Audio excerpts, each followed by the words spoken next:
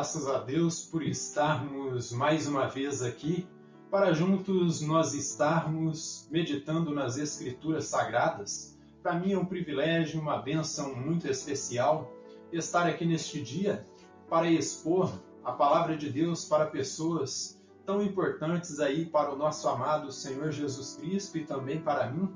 Eu agradeço a atenção de cada um que neste dia tem se prontificado a vir aqui neste local de adoração para estar ouvindo a Palavra de Deus. Eu peço que o Senhor Jesus Cristo abençoe grandemente a todos vocês que estão aqui de forma presencial.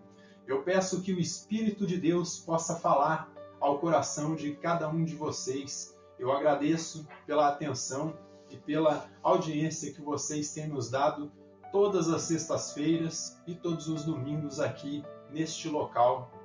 Eu me dirijo também a esses queridos irmãos e amigos que semanalmente nos acompanham através do YouTube. Eu peço que o Senhor Jesus Cristo lhes abençoe grandemente também. Para mim é um privilégio estar aí falando com vocês também e comunicando-lhes a Palavra de Deus. Eu peço que você não se esqueça de deixar o seu like ou o seu dislike. Você tem toda a sua liberdade, deixe seu comentário, comente, compartilhe aí neste sermão para que possamos aí chegar ao maior número de pessoas com a Palavra de Deus. Eu também me dirijo a você que é novo, você que tem acompanhado o nosso canal e ainda não tem se inscrito. Eu peço que você se inscreva em nosso canal, clique aí no botão de inscrição abaixo do vídeo e você vai estar inscrito em nosso canal, clique no sininho das notificações e se deleite com a exposição da Palavra de Deus. Deixe o seu like ou o seu dislike, comente, compartilhe aí com seus irmãos e amigos em Cristo, para que esta mensagem ela possa ser difundida para mais e para outras pessoas e possa assim abençoar outras pessoas, assim como abençoou a sua vida também. Então, graças a Deus por estarmos mais uma vez aqui neste dia para estarmos meditando nas Escrituras Sagradas. Então, sem mais delongas, quem estiver com a sua Bíblia, por gentileza, abra comigo no capítulo 15 do livro das Revelações, a partir do versículo 5 até o 8. Então, livro do Apocalipse, livro das Revelações, no capítulo 15, a partir do versículo 5 até o 8, e nos diz da seguinte maneira a palavra de Deus. Depois destas coisas, olhei, e abriu-se no céu o santuário do tabernáculo do testemunho, e os 7 anjos que tinham os 7 flagelos saíram do santuário, vestidos de linho puro e resplandecente, e cingidos ao peito com cintas de ouro. Então um dos 4 seres viventes deu aos 7 anjos 7 taças de ouro, cheias da cólera de Deus, que vive pelos séculos dos séculos. O santuário se encheu de fumaça, procedente da glória de Deus e do seu poder, e ninguém podia penetrar no santuário, enquanto não se cumprissem os 7 flagelos dos 7 anjos. Amém? Lemos até aqui as Escrituras Sagradas. Então, que o Espírito de Deus possa falar aos nossos corações através da sua palavra. Eu agradeço ao Senhor Jesus Cristo pela oportunidade que Ele me dá neste dia de estar comunicando a sua palavra. Então nós nos deparamos aqui com a segunda parte do capítulo 15 do livro das Revelações. Depois de João ter visto esses 7 anjos com os 7 últimos flagelos, com as 7 últimas pragas que consumam a ira divina, e também os vencedores da besta, agora João ele se depara com o tabernáculo do testemunho sendo aberto, o tabernáculo do testemunho de Deus aberto, e desta forma ele vê o próximo capítulo aí da revelação divina. Onde os anjos, como representantes aí do Eterno, se preparam para executar o juízo divino, executar a ira divina de forma completa. Vocês se recordam que o juízo dos selos e os juízos aí das 7 trombetas foram juízos parciais, Só que agora o Senhor Todo-Poderoso, ele manda esses 7 últimos anjos aqui para aplicar a sua ira divina de forma definitiva. E desta forma, como no Antigo Testamento, nós vemos a Shekinah divina descendo de forma intensa, tão intensa que bloqueou aí o tabernáculo do testemunho, de modo que ninguém poderia entrar até que o juízo divino fosse aplicado. Então nós vemos aí a obra divina começando a ser executada sobre os ímpios. Esses anjos, eles saem do santuário, eles saem do local que no Antigo Testamento era a habitação de Deus, onde ficava a Arca da Aliança e as tábuas da lei. E isto significa que a partir de agora esses anjos, eles se preparam para mostrar aos ímpios como é que a lei, a ira e a justiça divina se aplicam. Porque a partir de agora, meus irmãos, começa o anúncio de que já não há mais demora para que o reino de Deus seja estabelecido. Nós vamos começar a ver aqui que a partir de agora já não há mais esperança para aqueles que rejeitaram a Cristo e sua obra, já não há mais tempo para misericórdia, já não há mais tempo para arrependimento. A partir de agora, o que resta é apenas o juízo sobre aqueles que deliberadamente rejeitaram o Cordeiro de Deus, rejeitaram o Filho de Deus. E por terem rejeitado o Cordeiro, agora eles vão ter que enfrentar com a fúria do leão, porque agora ele vem com essas hostes celestiais para aplicar a sua ira. O Dr. Hernandes Dias Lopes, ao comentar esta sessão, ele diz o seguinte: isso significa que os anjos saem do lugar onde ficava a lei de Deus, saem para mostrar, mediante a vingança divina, que nenhum homem ou nação pode desafiar impunemente a vontade de Deus. Ninguém pode desobedecer a lei de Deus sem sofrer o castigo da lei. Então, para o irmão Hernandes, Deus começa a mostrar a partir de agora que nenhum ímpio vai sair impune diante de Deus. Ninguém pode se rebelar contra Deus, se rebelar contra o seu Filho, se rebelar contra a sua palavra e sair impunemente, sair livre sem sofrer o castigo da lei. Mas acompanhe comigo ainda o versículo 5 e 6 do capítulo 15 de Apocalipse. Por isso que muitas vezes eu digo para vocês, mantenha sua Bíblia aberta, não feche a Bíblia. Acompanhe comigo aí a exposição do texto, porque à medida que nós vamos expondo, nós vamos mostrando verso a verso. Então é importante que você esteja com a sua Bíblia aberta.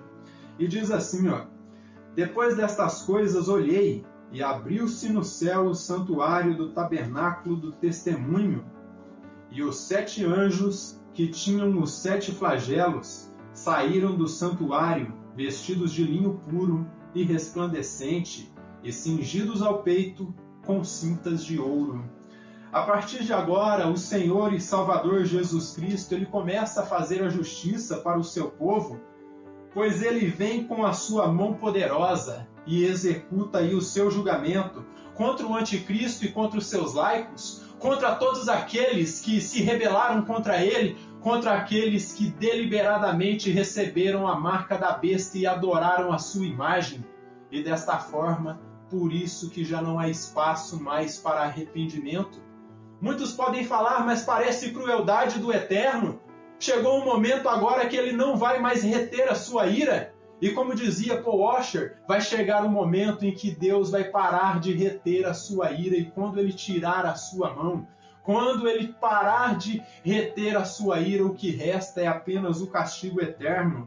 Então ele começa a executar o seu julgamento contra o anticristo e contra os seus laicos, contra todos os seus adeptos, respondendo assim à oração do seu povo, que em clamor no capítulo 6 dizia: até quando, ó santo e dominador, não julgas nem vingas o sangue, o nosso sangue que foi derramado sobre a terra? Então os mártires de todas as eras, os crentes de todos os tempos, eles começam a clamar pedindo por justiça, pedindo que Deus execute o seu julgamento e vingue o seu sangue derramado. E a partir de agora, Deus vai se preparando para cumprir a sua palavra que jamais voltará para ele vazia, porque se ele disse que ele faria justiça para o seu povo, ele vai fazer, ele vai cumprir, independente que os homens rejeitem a sua palavra, os homens invalidem a sua palavra, independente que muitos coloquem dúvida na palavra de Deus, ela sempre vai prevalecer. A Bíblia Sagrada sempre será a palavra de Deus e vai dando seus sinais de que ela de fato é. Estes versos, eles também nos mostram, meus irmãos, a visão da teofania gloriosa de Deus, visão essa que é muito semelhante a aparições aí da presença de Deus no Antigo Testamento, e do mesmo modo que o Santo dos Santos ficava bloqueado devido à presença impactante do Eterno, de forma que Moisés, Arão e os sacerdotes não podiam adentrar para lá, aqui, devido à presença gloriosa de Yahvé dos exércitos, o santuário se enche de uma fumaça, que é a Shekinah divina, que é a presença de Deus, e por isso fica bloqueado e ninguém pode entrar ali até que os juízos divinos sejam derramados sobre a terra, até que o Eterno termine de aplicar os seus 7 flagelos, as suas 7 pragas sobre a humanidade. Veja o que diz aqui em 1 Reis, no capítulo 8 e versículo 11. Nós vamos encontrar o relato de 1 Reis, demonstrando que quando Salomão ele terminou ali de edificar o templo, uma fumaça desceu e bloqueou a entrada também, da mesma forma que acontece aqui. 1 Reis, capítulo 8 e versículo 11, diz assim, de sorte que os sacerdotes não puderam permanecer ali para ministrar por causa da nuvem, porque a glória do Senhor enchera a casa do Senhor. Então, do mesmo modo que acontecia ali no Antigo Testamento, nós vemos aí no tabernáculo divino, no tabernáculo celestial, a entrada aí do Santo dos Santos sendo obstruída, sendo bloqueada, e não é permitida a entrada de ninguém ali, até que os juízos aterradores sejam derramados. Só que em 2 Crônicas, nós temos um pouco mais de informação aqui a respeito disso. 2 Crônicas, capítulo 7, e versículo 1 até o 4, e nos diz da seguinte maneira aqui, prestem bem atenção no que está dito aqui, para que vocês entendam o quadro que João está mostrando aqui. Está mostrando o mesmo quadro que acontecia no Antigo Testamento, quando a presença de Yahvé dos exércitos descia. Eu posso fazer uma declaração a mais extra aqui sobre isso, que quando a presença de Deus desceu aqui no tabernáculo que Salomão havia construído, no templo que Salomão, junto com o seu povo, havia feito, desceu para abençoar o seu povo.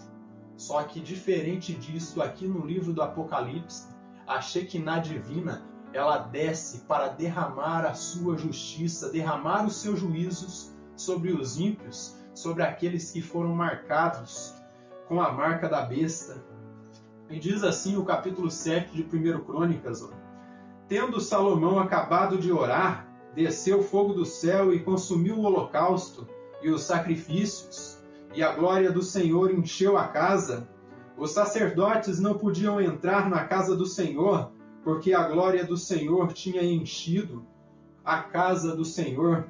Todos os filhos de Israel, vendo descer o fogo e a glória do Senhor sobre a casa, se encurvaram com o rosto em terra sobre o pavimento, e adoraram e louvaram ao Senhor, porque é bom, porque a sua misericórdia dura para sempre.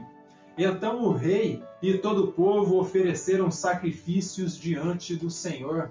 Só que aqui em Apocalipse, meus irmãos, devido à ira divina que se manifesta aqui, os homens não estão para se prostrar e para adorar o Eterno, eles estão aqui para receber de fato a ira do Eterno. Porque o que vem pela frente são os 7 flagelos, são os 7 castigos divinos, as 7 pragas. 7 pragas consecutivas, onde já não há espaço aí para arrependimento, onde já não há tempo mais para choro e nem clamor. E nós poderíamos ir também em Ezequiel, no capítulo... ou Isaías, no capítulo 6. Vamos a Isaías, no capítulo 6, primeiramente. Isaías 6 e versículo 4. onde Isaías ele tem a visão do trono divino, onde ele tem a visão daqueles serafins. Veja o que ele diz aqui, ó. As bases do limiar se moveram, a voz do que clamava, e a casa se encheu de fumaça. Em Ezequiel é dito mesmo também, Ezequiel capítulo 10 e versículo 4, Ezequiel ele tem a visão do trono divino e ele vê uma fumaça descendo aí também, a Shekinah. Então se levantou a glória do Senhor de sobre o querubim, indo para a entrada da casa, a casa se encheu da nuvem, e o átrio da resplandecência da glória do Senhor. E seguindo aí em Ezequiel, no capítulo 44, e versículo 4, Ezequiel também demonstra essa mesma visão que João vê aqui. Então vocês se lembram que no início, a coisa de um ano atrás, quando eu fazia a introdução do livro das Revelações, eu falava para vocês que dentro do livro das Revelações nós teríamos muitas citações e referências ao Antigo Testamento, porque era a Bíblia que eles tinham na época que João escreve este livro. Então, a fonte primordial aqui para escrever essas revelações aí foi o Antigo Testamento. Então, Ezequiel capítulo 44 e versículo 4 diz assim, ó, prestem bem atenção, ó. Depois o homem me levou pela porta do norte, diante da casa, olhei, e eis que a glória do Senhor enchia a casa do Senhor. Então caí com o rosto em terra. E por que ele cai com o rosto em terra? Porque a glória de Deus era tão intensa, tão poderosa ali, que ele não conseguia olhar para frente. Ele perde as suas forças. E no capítulo 43, versículo 5, diz assim também, ó, o Espírito me levantou e me levou ao átrio interior, e eis que a glória do Senhor enchia o templo.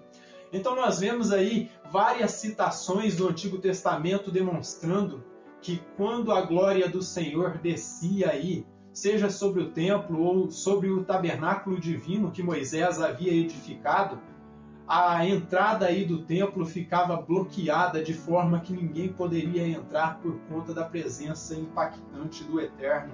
Isso nós vamos encontrar aí em Êxodo, no capítulo 40, e versículo 34 e 35. Êxodo 40, versículo 34 e 35, já os últimos versículos aí do livro de Êxodo. E diz assim, ó, então a nuvem cobriu a tenda da congregação, e a glória do Senhor encheu o tabernáculo. Moisés não podia entrar na tenda da congregação, porque a nuvem permanecia sobre ela, e a glória do Senhor enchia o tabernáculo. Quando a nuvem se levantava de sobre o tabernáculo, os filhos de Israel caminhavam avante em todas as suas jornadas.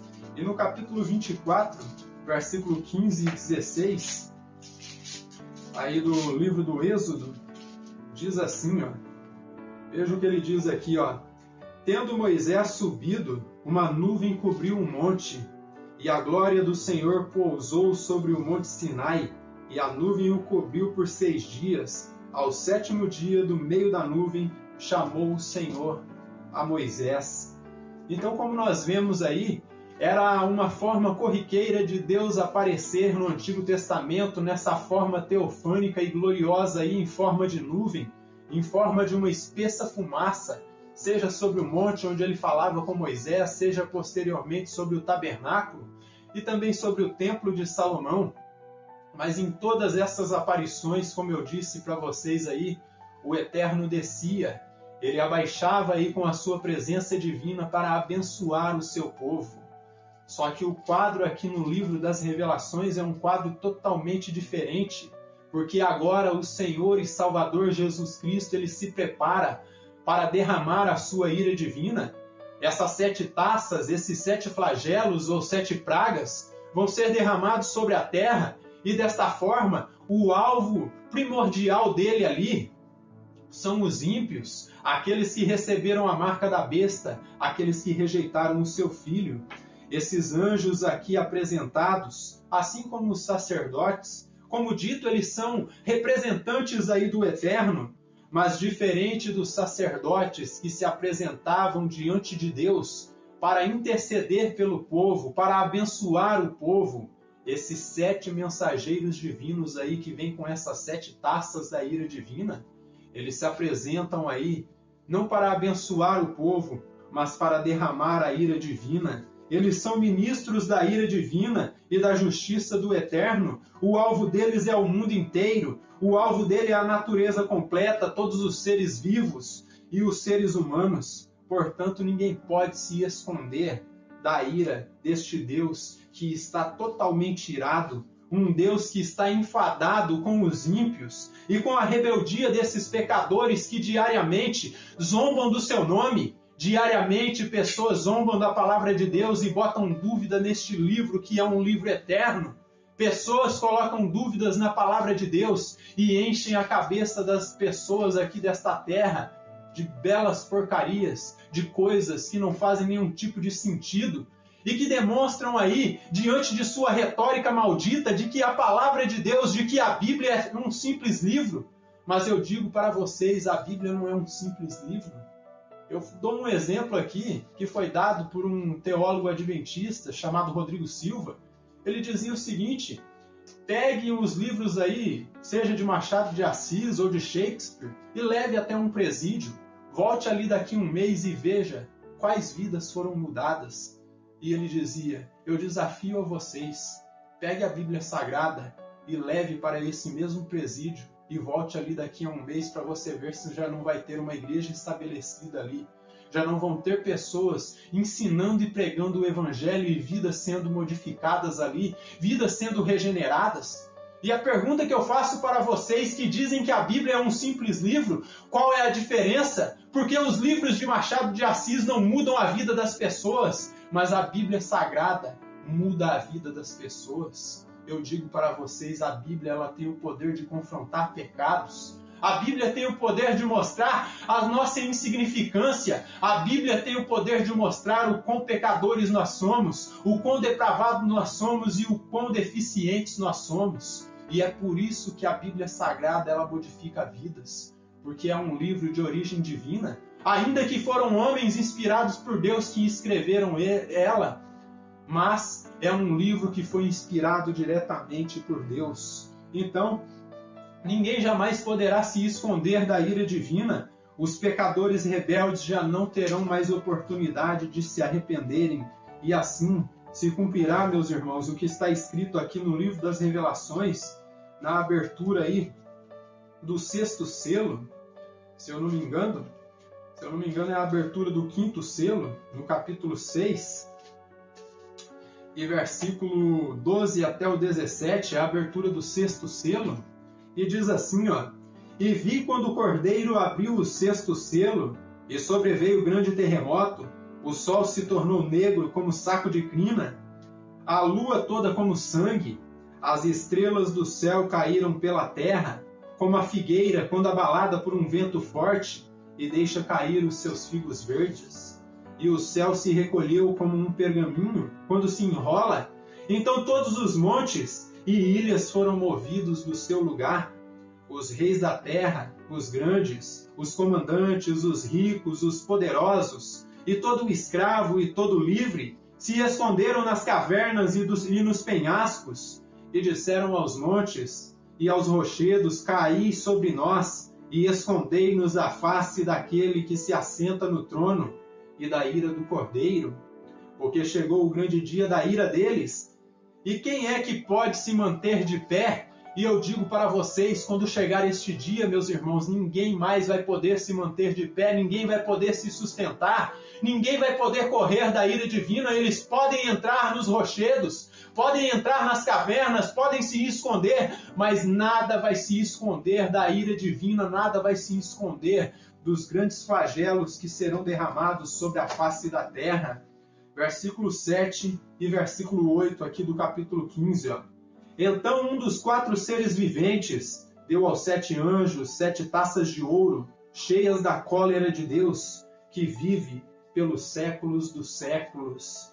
O santuário se encheu de fumaça, procedente da glória de Deus, e do seu poder, e ninguém podia penetrar no santuário enquanto não se cumprissem os 7 flagelos dos 7 anjos. Então o santuário ele é obstruído, meus irmãos. Ele é fechado pela glória de Deus, devido ao fato irrefutável que o tempo de misericórdia ele já cessou. Já não há mais tempo para misericórdia, já não há mais tempo para intercessão. E isso nos mostra que quando esse dia chegar, esse será um dia de trevas, um dia amargo feito fel, um dia em que já não haverá mais esperanças para aqueles que rejeitam a palavra de Deus. Já não haverá mais tempo para aqueles que não se arrependem de seus pecados. Nesse dia será tarde demais para arrependimento ou choro. Naquele dia qualquer lamento ou súplica por misericórdia será rejeitado. E por isso eu digo para você que ainda não tomou a sua decisão, que ainda não se arrependeu dos seus pecados, não espere esse dia chegar, porque quando esse dia chegar, a tua oração, o teu choro, o teu lamento será rejeitado. Quando esse dia chegar, já não haverá mais tempo para arrependimento dos seus pecados. Eu digo para você que o momento é agora, o momento preciso, o momento oportuno para a tua salvação. É o tempo em que nós estamos vivendo, porque se você esperar chegar o período da grande tribulação, vai chegar um momento que os juízos vão indo se intensificando cada vez mais, por meio dos 7 selos, depois as 7 trombetas e por último essas 7 taças aí da ira divina. Esse texto também nos mostra que quando esse dia chegar, não vai adiantar chorar, não vai adiantar clamar ou orar pedindo para que a ira divina se detenha. Naquele dia, nada irá parar a ira avassaladora do grande rei. Naquele dia, como eu mencionava o irmão Paul Washer, naquele dia, meus irmãos, ele dizia o seguinte: quando Deus retirar a sua mão e parar de reter a sua ira, já não haverá mais esperança. Ele dizia: eu não falo isso para assombrar vocês, eu não falo isso para que vocês estejam atemorizados, mas eu falo isso porque eu amo vocês. É por isso que diariamente eu tenho estudado a palavra de Deus, eu tenho meditado nas Escrituras, meus irmãos, porque eu quero que vocês recebam a Cristo a cada dia, não só uma vez, não só quando você ergue a sua mão e diz: eu aceito o Senhor Jesus Cristo como meu único e suficiente Salvador, mas eu desejo que a cada dia você tenha um encontro com o Salvador, que a cada dia você tenha um tempo de intimidade com Ele, que você retire um tempo do seu dia para estudar as Escrituras, para meditar na sua palavra. Então eu digo para aqueles que ainda não se arrependeram, não espere esse dia chegar, porque esse texto nos mostra que quando esse dia chegar, não vai adiantar clamar, ou orar, ou chorar pedindo para que a ira divina se detenha. Naquele dia nada irá, meus irmãos, parar a ira avassaladora do grande rei. O irmão Simon Kistemaker, ao comentar esses versos, ele vai dizer o seguinte: a veemência da ira é tão intensa que nenhuma criatura pôde ter acesso à sua presença. Passou o tempo de oferecer orações e petições por misericórdia, pois a hora do juízo já chegou. A hora do juízo chegou, diz aí o Simon Kistemaker. Então preste bem atenção nisso, meus irmãos, porque quando esse dia da ira divina chegar, já não haverá mais espaço para misericórdia, não haverá mais tempo para choro, lamento e confronto de pecados. Nesse período os pregadores já terão cessado o seu trabalho, nesse período não haverá mais ninguém pregando o evangelho, porque o período de pregação já passou. O período de pregação termina no ministério aí das 2 testemunhas. Deste modo, já não haverá mais tempo aí para arrependimento.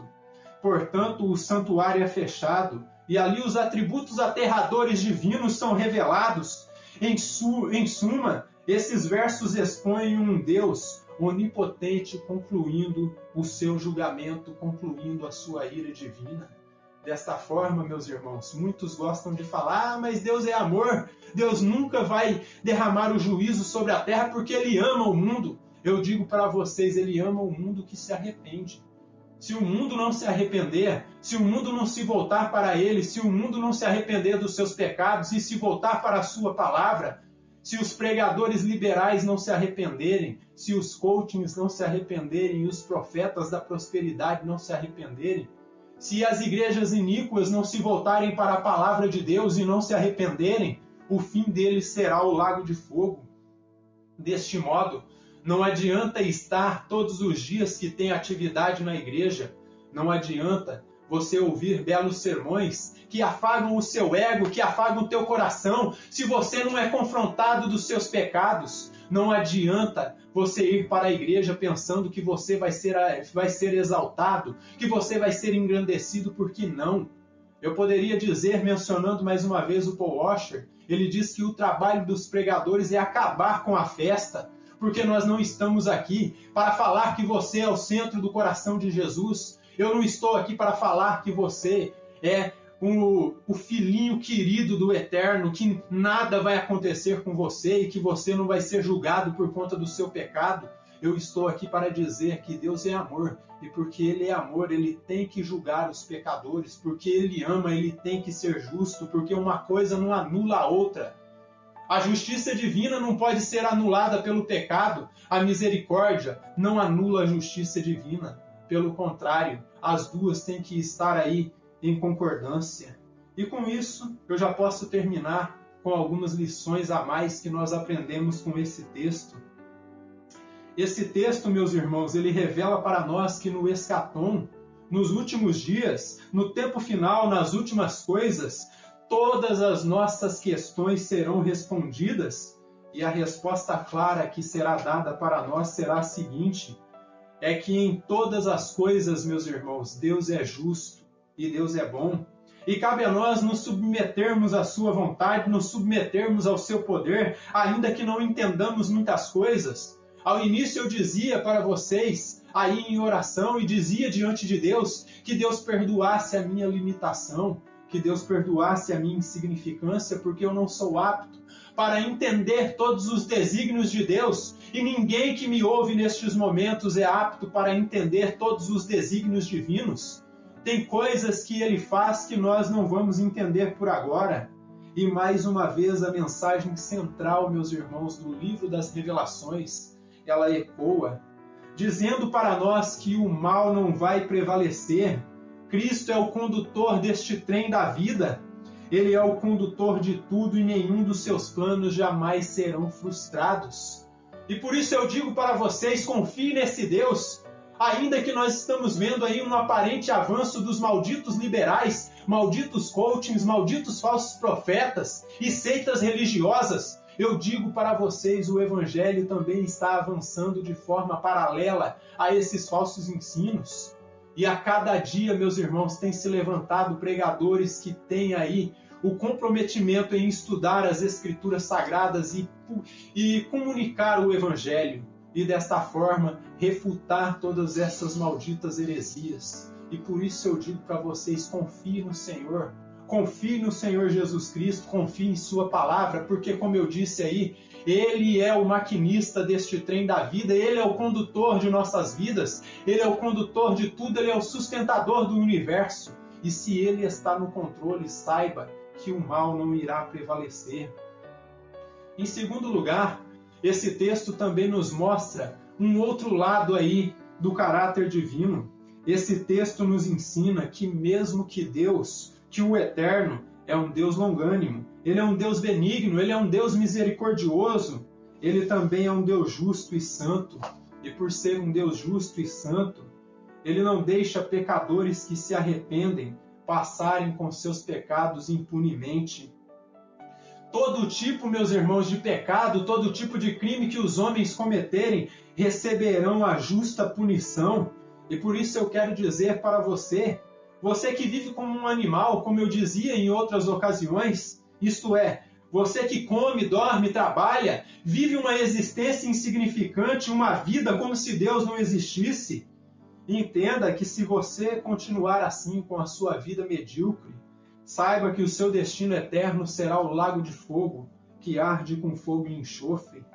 Eu não sei como é lá, meus irmãos, e eu talvez nunca vou saber, e eu não quero nem saber como é o inferno, mas o que sei é que lá é um lugar terrível, é um lugar de dor, é um lugar de trevas, é um lugar de morte eterna, ou seja, um lugar de eterna separação de Deus, um lugar onde você estará eternamente separado da graça divina, um lugar onde o que estará derramado ali só é a justiça divina, a ira divina e nada mais. É um lugar de choro, é um lugar de ranger de dentes, um sofrimento implacável.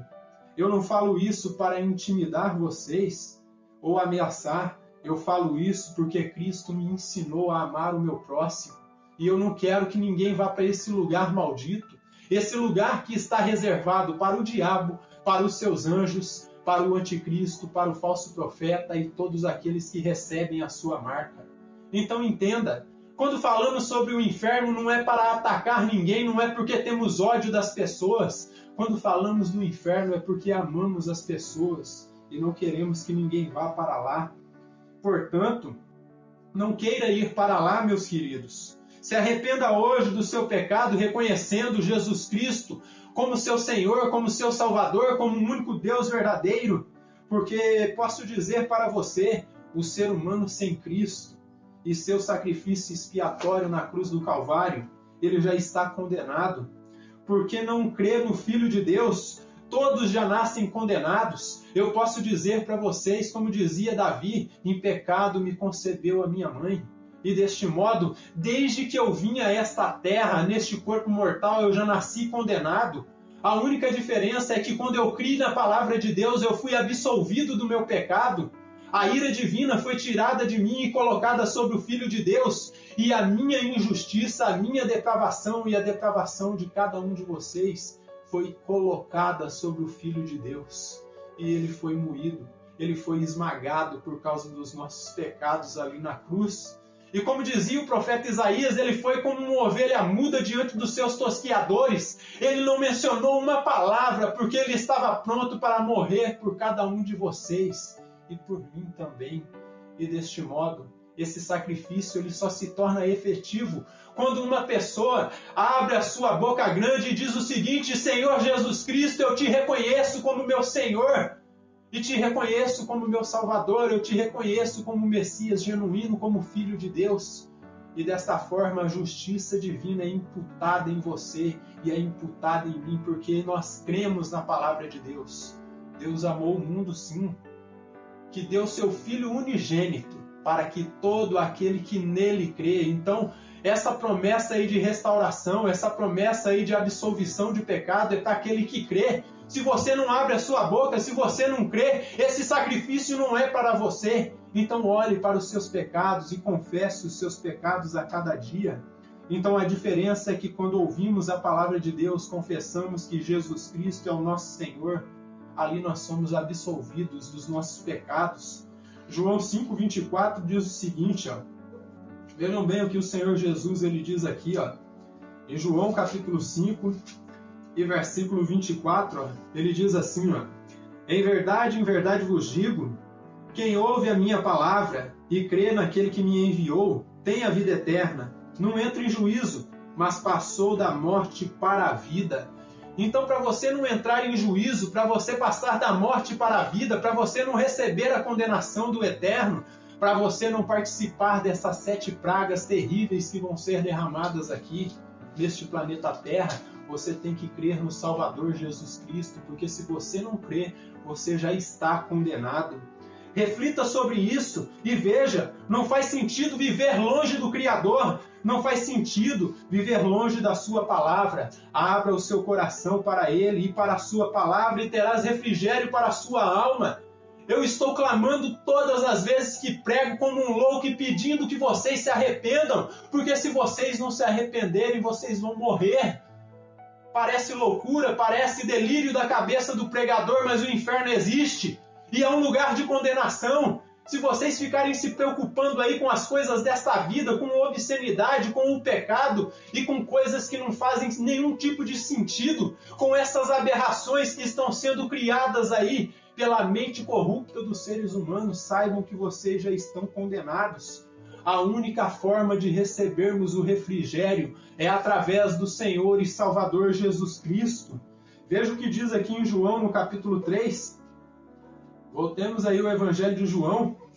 São as palavras de Jesus, ó. João capítulo 3, versículo 16 ao 18. Ele diz o seguinte aqui, ó. Prestem bem atenção, ó. Porque Deus amou o mundo de tal maneira que deu seu Filho unigênito para que todo aquele que nele crê. Então há uma condição aqui. Você tem que crer no Filho de Deus, ó, para que todo aquele que nele crê não pereça, mas tenha vida eterna. Porquanto Deus enviou o seu Filho ao mundo, não para que julgasse o mundo, mas para que o mundo fosse salvo por ele. Quem nele crê não é julgado. O que não crê já está julgado, porquanto não crê no nome do unigênito Filho de Deus. E no versículo 33 deste mesmo capítulo, até o 36, diz assim, ó. Quem todavia lhe aceita o testemunho, por sua vez certifica que Deus é verdadeiro. Se você crê no testemunho de Jesus, você certifica que Deus é verdadeiro. Ó. Pois o enviado de Deus fala as palavras dele, porque Deus não dá o Espírito por medida. O Pai ama o Filho, e todas as coisas têm confiado às suas mãos até o julgamento, meus irmãos. Tudo foi concedido a Jesus. Ó. Por isso, quem crê no Filho tem a vida eterna. O que, todavia, se mantém rebelde contra o Filho não verá a vida, mas sobre ele permanece a ira de Deus. Então saiba, é necessário você refletir, será que faz sentido você se manter rebelde à palavra de Deus? Se manter rebelde a Cristo? Deixar de lado a sua palavra e viver como um pagão? Viver como um animal, como eu dizia aí? Comendo, bebendo, casando, vestindo, trabalhando, servindo os prazeres deste mundo e vivendo como se Deus não existisse? É tempo de você acordar e despertar a realidade, cair na real e perceber que se você não se arrepender do seu pecado, você já está condenado. Você já perdeu o seu direito de vida eterna quando nasceu em pecado. Então é necessário crer em Cristo para ser absolvido. O irmão Michael Wilcock, ao comentar a respeito dessa questão, ele vai dizer o seguinte, ó. E sua ação será tratar finalmente com os seus oponentes, porque ele não somente é um Deus longânimo e misericordioso, mas também um Deus que não inocenta o culpado. Ele deve ser reconhecido como um Deus que pune o mal. Então há um contraste aí entre o amor divino e a sua justiça. Então é necessário que os homens entendam, Deus é amor, mas ele também é um Deus que pune pecados. Ele não suporta o pecado do ser humano, ele está enojado com tanta obscenidade, ele está enojado com espetáculos ridículos como o show da cantora Madonna, que mais parece aí um bordel, que mais parece um prostíbulo em vez de um show de música. Então é necessário entendermos que Deus está enojado com este mundo e ele se prepara para derramar a sua ira. E em terceiro lugar, esse texto confronta a nós, meus irmãos, como igreja. Não confronta só os pecadores, não confronta só os ímpios, mas confronta a mim como pregador do Evangelho e confronta a vocês como ovelhas de Cristo. Porque nos lembra que Deus não tolera o pecado e por essa razão Ele nos dá o Espírito Santo, que todos os dias nos confronta e nos convence do pecado, da justiça e do juízo. Então saiba que se você é um filho de Deus, meu amado, ou minha amada que me ouve nestes momentos, se você é um filho de Deus e você pecar, saiba que ele vai te açoitar. Porque se ele entende que você é filho dele, se você pular a cerca, como dizia o Augusto Nicodemos, ele vai pular a cerca atrás de você e ele vai te buscar, nem que te traga com a pata quebrada. Porque se você é a ovelha dele, ele vai te buscar. Ele vai te confrontar e vai te açoitar, porque se é eleito, se é filho de Deus, ele vai te corrigir. Ele te açoita agora. Ele mostra o teu pecado, ele te mostra aonde está o seu pecado e te influencia a se corrigir. Ele te influencia a se corrigir agora.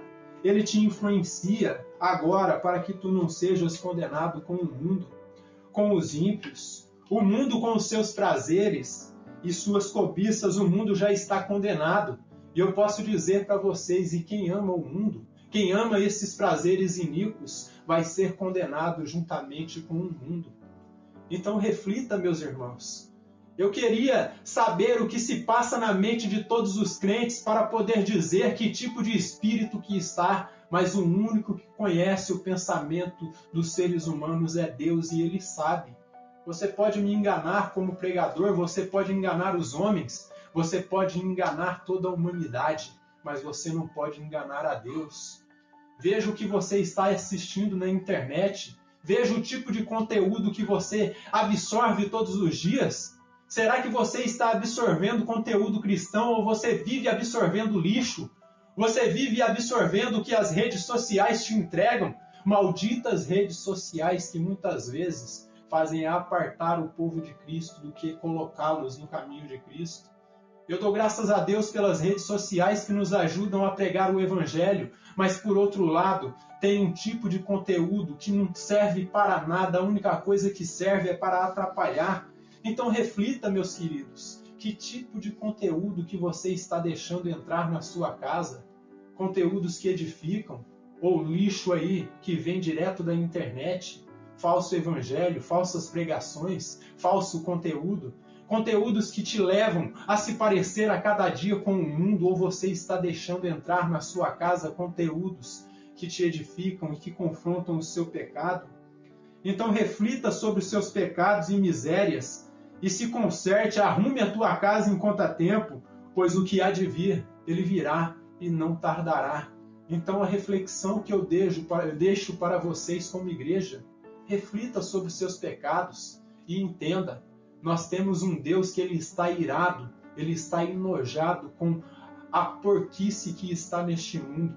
Porque muitas vezes o mundo tem emporcalhado as igrejas, tem emporcalhado a palavra de Deus. E muitas vezes o que temos é rebanhos de porcos e não rebanhos de ovelhas. Então é necessário que nós entendamos que tipo de evangelho que nós estamos recebendo. É o evangelho da cruz de Cristo, o evangelho que confronta o seu pecado, que vai no profundo da sua alma e que diz o quão insignificante eu sou e que vocês são diante da presença de Deus? Será que nós estamos vivendo o verdadeiro evangelho? Ou será que nós estamos acompanhando a manada? Saiba que a manada está correndo para o inferno, meus irmãos. O mundo está caminhando para a destruição. E se nós não nos voltarmos para este livro aqui, e meditarmos na palavra de Deus, e tivermos comunhão com Cristo, nós vamos ser condenados. É tempo de refletirmos sobre a nossa situação. Será que nós estamos vivendo para Cristo ou nós estamos preocupados com as coisas desta vida? Eu não estou aqui para condenar ninguém. O que condena a gente é a palavra de Deus. O que me condena é a própria palavra que diz o quão insignificante eu sou e o quão patético muitas vezes diante de Deus eu sou. Muitas vezes queria fazer orações mais longas, queria estudar mais a palavra, mas este corpo caído e pecaminoso não nos deixa fazer o que nós deveríamos fazer. Então entenda, volte-se para a palavra, medite na palavra, estuda, coma, viva a palavra de Deus, para que você se identifique com Cristo. Mas saiba, quando você se identificar de fato com Ele, o mundo vai te odiar, assim como tem odiado nossos irmãos do passado. É tempo de confronto, meus irmãos, porque, como eu disse, o que há de vir virá e não tardará. Maranata, ora vem, Senhor Jesus. Que o Deus eterno nos abençoe grandemente.